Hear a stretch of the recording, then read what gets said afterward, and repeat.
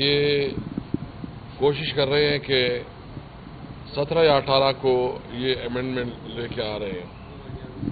مجھے کل اسپیکر صاحب نے اپروو کیا تھا، اس نے کہا کہ ہماری آج کمیٹی کی میٹنگ ہے اور اس میٹنگ میں جو ہے نا ہم چاہتے ہیں کہ ایک کنسنسس پیدا ہو۔ میں صرف حکومت جو اس وقت جو ایک فاشسٹ رویہ رکھی ہوئی ہے، میں پوچھنا چاہتا ہوں کہ کیا کوئی قانون سازی اس طرح بھی ہوئی کہ آپ زور سے، زبردستی سے اور لالچ یعنی زر سے آپ قانون سازی کے لیے ایم این ایز کو خریدیں یا دبائیں؟ جو عمر صاحب نے نام لیے، یعنی یہ تقریباً ہر ایم این اے، وہاں آپ پنجاب کو تو چھوڑو، پنجاب میں تو ہو رہا ہے سب کچھ۔ ہمارے خیبر پختونخوا کے ایم این ایز نے مجھے اپروچ کیا ہے کہ ہمیں دبایا بھی جا رہا ہے، ہمیں پیسوں کی لالچ بھی دی جا رہی ہے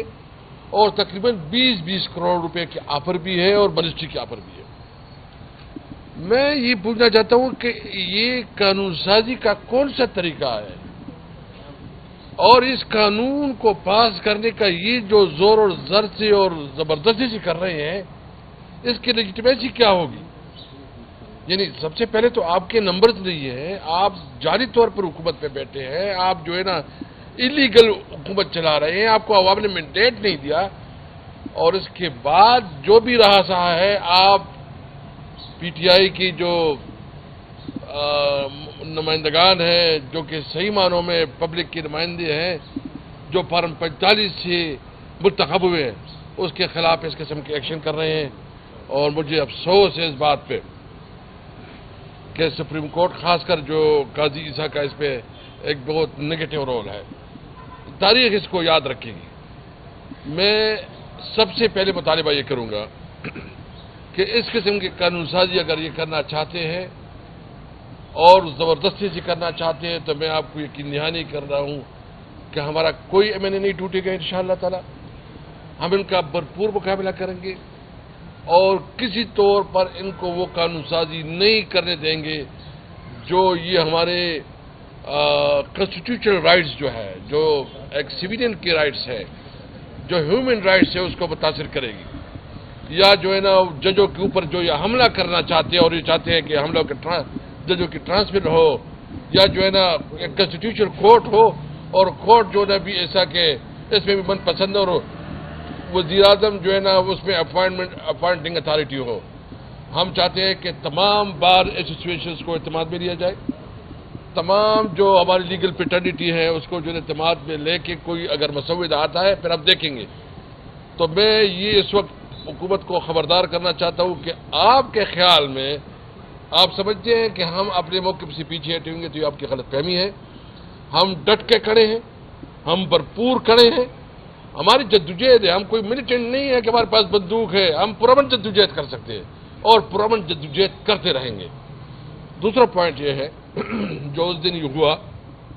یہاں خیبر پختونخوا میں، جو پی ٹی ایم کے اوپر جو کریک ڈاؤن ہوا، اس کی بھرپور مذمت کرتے ہیں اور سمجھتے ہیں کہ اگر اس طرح جو جرگہ ہوا، مجھے ابھی ڈیٹیل پتہ نہیں ہے کہ جرگے میں کیا فیصلہ ہوا یا کوئی ڈیولپمنٹ، کیونکہ میرے پاس اپڈیٹس نہیں ہے، لیکن اس قسم کی پشتو کی روایت میں جرگوں کا بہت مؤثر حیثیت ہوتی ہے، بہت مؤثر کردار ہوتا ہے۔ اس جرگے کو پہلے سے کرنا چاہیے تھا کہ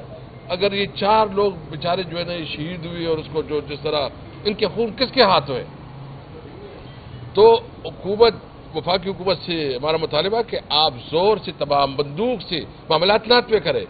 نیگوسیشن سے، بات چیت سے۔ آپ کو اندازہ نہیں ہے کہ آپ نے ہمارے صوبے کو کیا بنایا؟ ہمارے صوبے میں آپ نے 40-50 سال جو جنگ کی ایک بدبودار کردار ادا کیا، اس کی وجہ سے ہمارا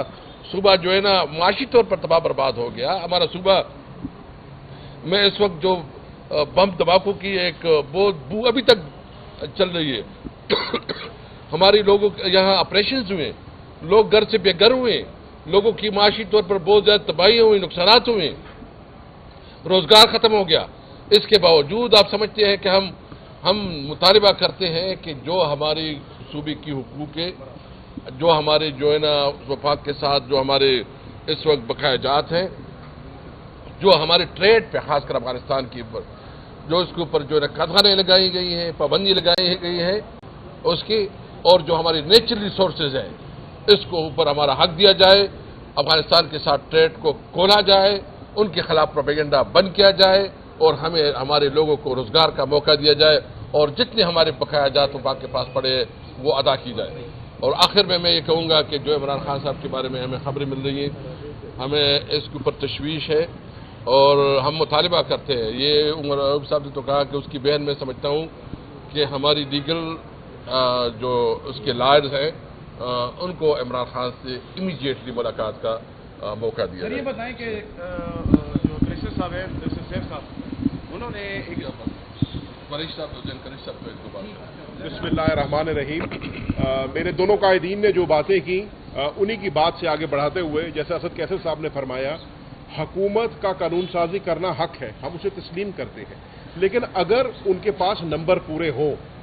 جس طریقے سے، اور یہ ہر کسی کو پتا ہے کہ ان کی حکومت کے نمبر پورے نہیں ہیں،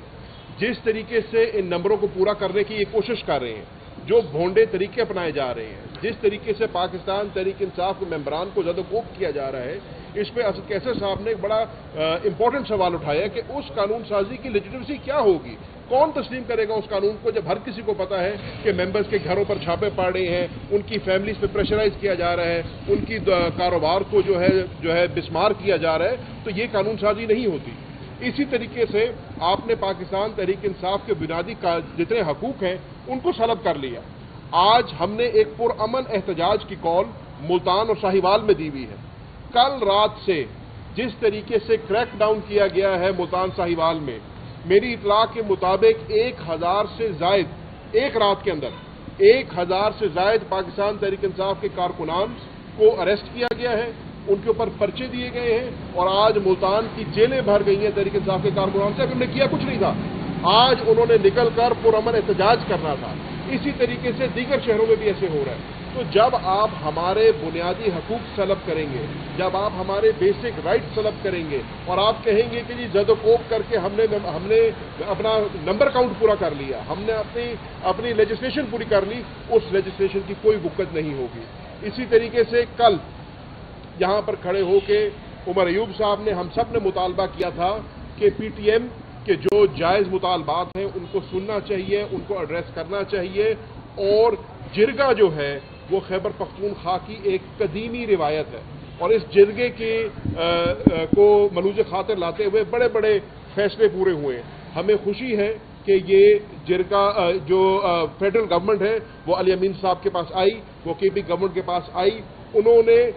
ہوش کے ناخن لیے۔ ہم امید کر سکتے ہیں کہ آئندہ بھی اس قسم کی فیشسٹ حکومت کے جو ہتھ کنڈے ہیں یہ نہیں ہوں گے، تاکہ یہ ملک اور قوم جو ہے کسی بہتری کی طرف جا سکے۔ آخری بات یہ کہ عمران خان صاحب کا جو ہم نے مطالبہ کیا، پوری جماعت کا مطالبہ یہ ہے کہ ہمیں خدشہ ہے کہ عمران خان صاحب کو مسٹریٹ کیا جا رہا ہے، ان کا کھانا ان کو نہیں دیا جا رہا، اور 6 تاریخ سے اب تک ان کو ان کے سیل سے باہر اگر نہیں نکلنے دیا تو یہ ان کے بھی بنیادی حقوق کی خلاف ورزی ہے۔ عمران خان صاحب کی فیملی کو، ان کی لیگل ٹیم کو، اور کیونکہ وہ پاکستان کی سب سے بڑی جماعت کے چیئرمین ہیں، قائد ہیں، ان کی جو پولیٹیکل ٹیم ہے ان کو ملنے کی اجازت دی جانی چاہیے۔